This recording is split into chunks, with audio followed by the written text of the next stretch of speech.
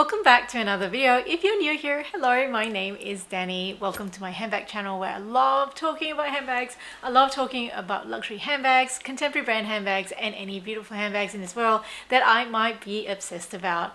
Today is going to be a Louis Vuitton Murakami unboxing, and this is why I've got Hello Kitty in the background. Hello Kitty is Japanese, you know, just like Murakami. Alright, so this is my third unboxing, 3 out of 3.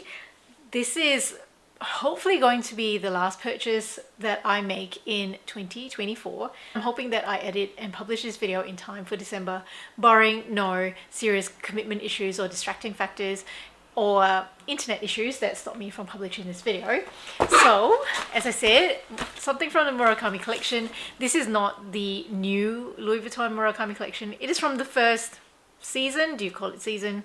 The first collaboration anyway. So it is a pre-loved handbag because I couldn't afford to buy Murakami way back then. The box is here. It arrived yesterday. Of course, I tore into the bag so quickly. Anyway, I'll show you the bag and get into the story time. Hey, gave me this box. I opened it and it was packaged like so in this plastic. And then a dust bag. So you can sort of see it already through the dust bag. So you can see it's a white Murakami. Just rearrange some of this stuff down here. And this is clearly not a Louis Vuitton bag. It is a bag provided by the consignor that I purchased her from. Let me take her out. Are you ready? I'm so excited. And whoa, hello, there she is.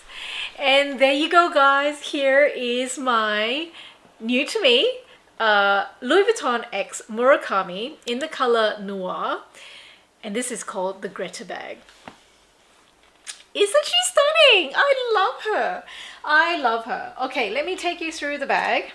Okay, get myself arranged. This is the front of the bag, the side of the bag.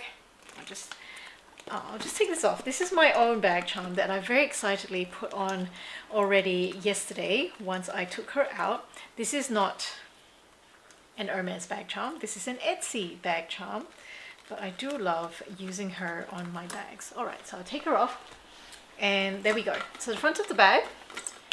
So it's got all these buckles. Clearly you can see all the vachetta that's on there. That's patina quite a bit. And there's these buckles on the front. That is the side of the bag. The other side of the bag, it's got some hardware, but it hasn't got the same buckles as the other side. The other side of the bag, the bottom of the bag, it's got these sort of, I don't know, token feet. That's what I call them, just some token feet. I mean, they're not really feet, they're just buckles. And then it's got this top shoulder strap. It's got a zipper opening. And only a one zipper pull. I told you that my last Murakami bag was heavy. This one is quite heavy when I'm handling it like this, but not so heavy when I put her on my shoulder. The inside of the bag has got the burgundy Alcantara lining. At the back it does say Louis Vuitton made in Spain. In terms of internal pockets, there's a couple. So there's one over there, a bigger one, and another one for the razor phones that were popular way back when these bags were made. I shouldn't say popular, those razor phones were standard. And here is the label. I got this bag from Royal Bag Spa. It says, please keep this label attached if you like to return your item. I'm not returning the item, I've inspected it and I'm very happy with it. So I like to do these opening ceremonies on my videos. So I'm just gonna cut the tag right now. 1, 2, 3.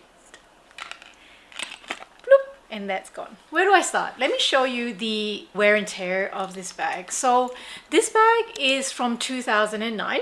In terms of bleeding, which we're always very concerned about the white Murakami bags, I can't see any bleeding. I can see staining. And so if you're not familiar, when we say bleeding, it's the bleeding from the Alcantara lining, the red Alcantara lining of the inside of the bag seeping out onto the white of this coated canvas. I understand that they were more of a problem in the earlier series of the Murakami collection because this collaboration went for something like 10 years Louis Vuitton had the opportunity to fix some of those issues, and therefore the later series bags, I understand, did not have these problems. So there is some staining that I consider just dirt from wear and tear from the previous owner using it, and I'll just show you. There's some dirt, a stain over here, and then it's just generalized sort of light brown dirt on the corners over here, and a bit of light brown dirt over here, and yes, and maybe just a bit of dirt in this corner over here. Yep. And the vachetta is clearly very patinaed, but it's not too dark brown like sometimes you see. It is like a 10. I would say it's like a 10. And of course there's just dirt as well, plus the leather is creased. Just try and give you some close-ups. There's wear and tear on all of the hardware as well. So the gold is slightly faded. You can see the silver underneath. So on this buckle it does say Louis Vuitton. All this hardware, the gold on the tips have faded. And let me show you the other side. Yep, so that's the hardware on the front side. Okay, it does say Louis Vuitton over here. It says Louis Vuitton on the buckles there. And I'll show you the corners and the bottom. You can see that there is some wear and tear and some dirt. I would say that this owner of the bag did use the bag well, and I'm totally okay with that, because it means now that I will feel comfortable using it myself. Let's see, there's no cracked canvas, which was really important, and I couldn't find any cracked leather anywhere as well. This is the strap. So the strap is really quite soft and malleable now. There is some general dirt and crinkling of the leather. I don't really mind that. There's some dirt here as well. I think that's just staining from the hardware. I like to wear my bags as short as possible, so I've already adjusted this to the shortest length setting.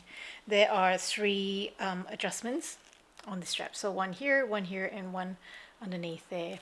Yep, so 3 adjustments. With this strap, it doubles up like that, so almost like the Hermes Constance.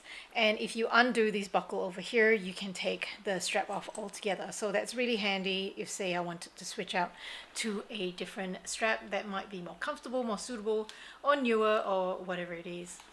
In terms of more wear and tear, I'll show you the zipper. So I would have expected this to be nice and clean in beige when it was new. There's some pilling over here, but clearly it's been used quite well, and to be honest, I'm very happy with that, because I prefer to pay a lower price for a bag that's been used and then I can keep using it. That's what the zipper pull looks like, because it is different from the other zipper pulls that I've seen on the other bags, but I went and looked up the other Greta bags and they all have the same one. So it's kind of smoother, and it's like that, and you only get 1 zipper pull as opposed to 2. I always expect luxury houses to provide 2 instead of 1. Like, come on, it's not going to be that much more expensive. Jeez. In terms of chipping, so we do get concerned about chipping of these Louis Vuitton logos and flowers. There is some chipping, but I don't really mind. So this one, there's a little bit of chip at the top over there, and then there's some chipping on that one over there. Overall not too bad, but it could be way worse. A little bit of chipping on that one over there, that one over there, bit of chipping. That's all I can see with a quick glance at the moment. Right, so as I said before, I did purchase this bag from Royal Bag Spa. It is a luxury consignment store based in Melbourne, and this bag was rated as good condition. In terms of their ranking, I think they have pristine, excellent, and then good. And I have said before on my channel, if you're looking for a bag that is like in really amazing condition, you often have to go for like 9 or even 9.5 out of 10, or excellent or pristine condition. Anything that's listed as good, you have to expect some wear and tear. So Honestly, I got so excited when I was made aware of this listing because I've been chatting to Jessie Style, who's extremely obsessed about the Murakami collection as well and has been purchasing bags from the previous Murakami collection. She told me about this bag being available on Roy Bag Spa.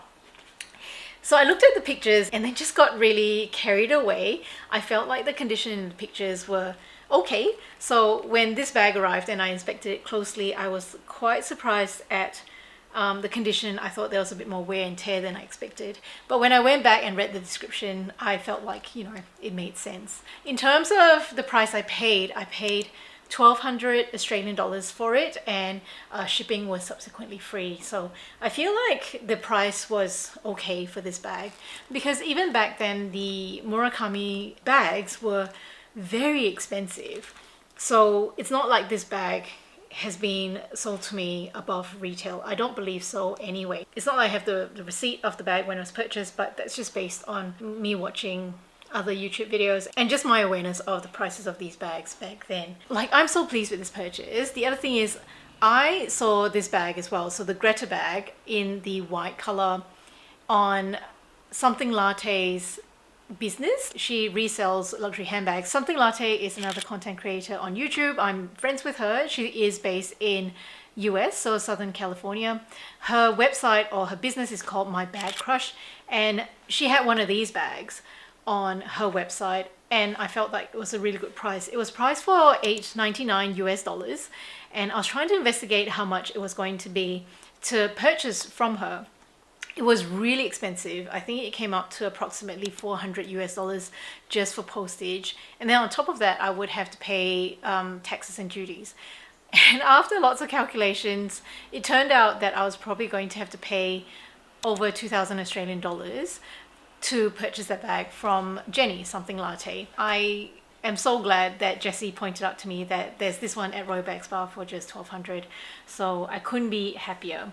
I have always wanted one of these multicolour bags in my collection. One of my aunties carried one. She carried one so many years ago when I was a teenager or in my young 20s, and I was like, oh, like, okay, like, I mean, I was a little bit into Louis Vuitton. I wasn't necessarily into the Murakami collection. I thought it looked a bit tacky, to be honest, way back then. But I have since fallen in love with the collection, and the one that I wanted was the white Murakami, but I was always worried about the bleeding. Since I found out that bleeding tends to happen with the original collection, less so in the ones that were produced later, I then became interested again in looking for one of the white ones. And if you don't already know, because of my fear of the bleeding on the white ones, I initially had hunted down a black one, and I did have a black Murakami, the Rita bag, and I was going to be content with that one. I was going to be content with just one bag. However, in my review video, I talked all about it, about how heavy and how difficult it was to use. So I decided to sell that to buy another one.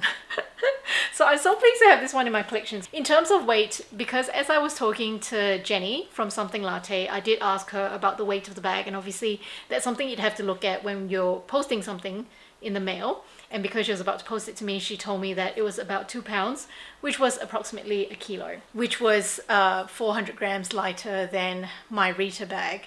So again, I was a bit hesitant because the Murakami collection is known to be quite heavy because of all the hardware plus the Alcantara lining, and especially if you have a big bag as well. So before I purchased the bag, I actually went and checked if I would actually use a bag that was this weight. So I went and weighed my Celine Edge bag. My Celine Edge bag weighed 1.1 kilograms. So I thought, okay, let me just give this a good go to make sure that I will actually use a 1 kilo bag. And I've used a 1 kilo bag before, but I just wanted to double check again if I would use it for a whole day. So I went out for a whole day, took out my Celine Edge bag, and I felt like, yes, I could use a bag that was approximately a kilo. And as soon as I came back from that day, I purchased this bag. Oh, so I am so pleased. I'm so pleased. Woohoo! Now I'm going to check on Jenny's website to see if this bag is still available on her website, and if it is, I'm going to link it in the description box below.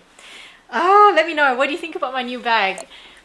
I'm just so pleased that I've got it. I feel like I filled a gap in my heart, and I'm glad I didn't pay too much for it. I'm glad that it's in a pretty used condition so that now I can comfortably use it as well and really enjoy it. I was planning to buy something from the new collection, but I really do feel that if I buy that collection, I won't be able to enjoy using it. Just like my Yayoi Kusama Speedy 25. I was like, I want to get one of those, but then I feel anxious every time I use it. Now I'm going to leave you with some mod shots. For reference, I'm 5'0" or 152 centimeters in height. Now, if you love unboxing videos, this was a month for lots and lots of unboxings. I did unbox 2 other bags prior to this video. One is a Chanel bag, the other one is a contemporary bag, which is viral at the moment, from The Horse. If you're interested in either of these videos, go ahead and check them out. I've linked them in the description box below. I hope you're having a wonderful day and a wonderful holiday season, and I hope to see you in my next video. Bye!